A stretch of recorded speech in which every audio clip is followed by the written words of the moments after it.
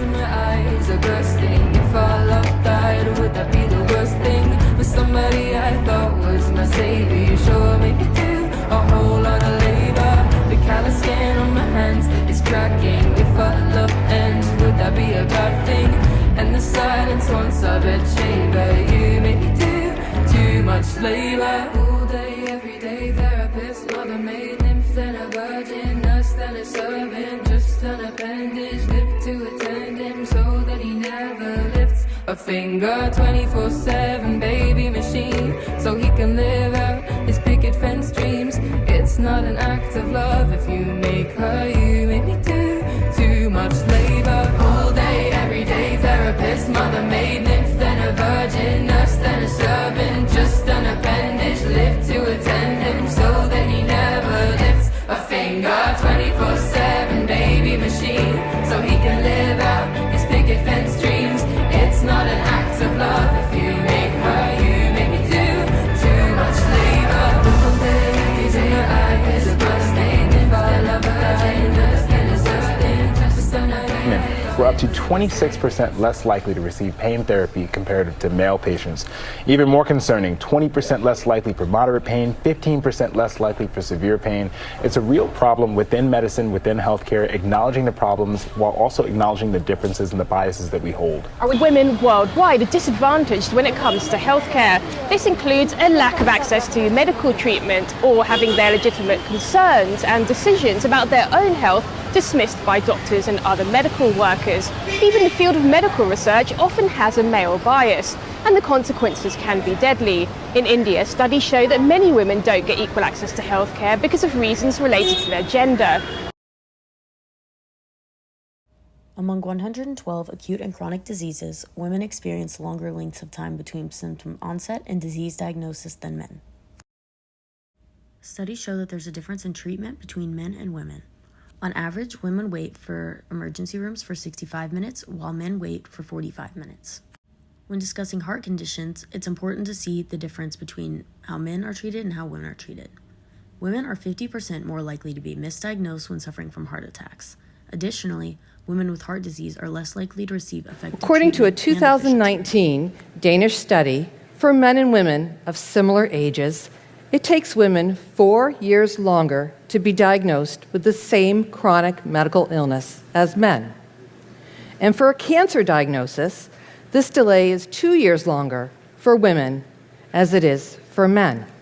An editorial in the British Journal of Sports Medicine says women continue to be excluded from meaningful research because of the complex shift in hormone levels during the menstrual cycle. The gender disparity has serious repercussions because women react differently from men to drugs. In the U.S., a recent government study revealed that 80% of the drugs withdrawn from the market are due to unexpected side effects on women. Women are underrepresented in clinical trials. This limits biological understanding, which contributes to health inequalities and social injustice.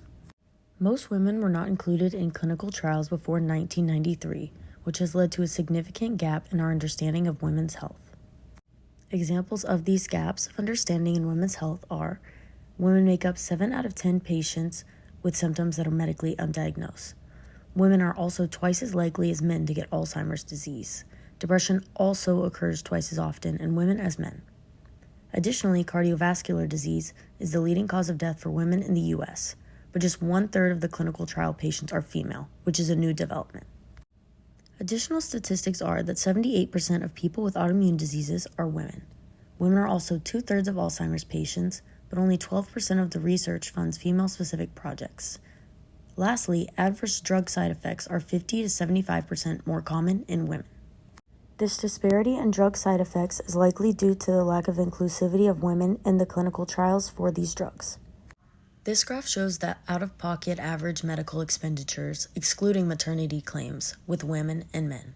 As you can see, on average, women spend much more than men yearly on medical costs. Here are a few important statistics to support that claim. Overall, women pay $15.4 billion more than men in annual out-of-pocket healthcare expenses, not including premium costs. This generally translates to 18% more than men in annual out-of-pocket costs.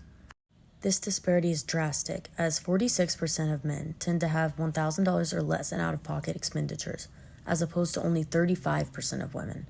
It is important to note that these statistics do not include maternity costs. With the inclusion of that factor, these numbers would be greatly increased. When everyone believes ya, what's that like? I'm so sick of running as fast as I can, wondering if I'd get there quicker if I was a man. And I'm so sick of them coming at me again, 'cause if I was a man, then I'd be the man. I'd be the man. I'd be the man. I'd be the man. I'd be the man. They say I hustled, put in the work. They wouldn't shake their heads and question how much of this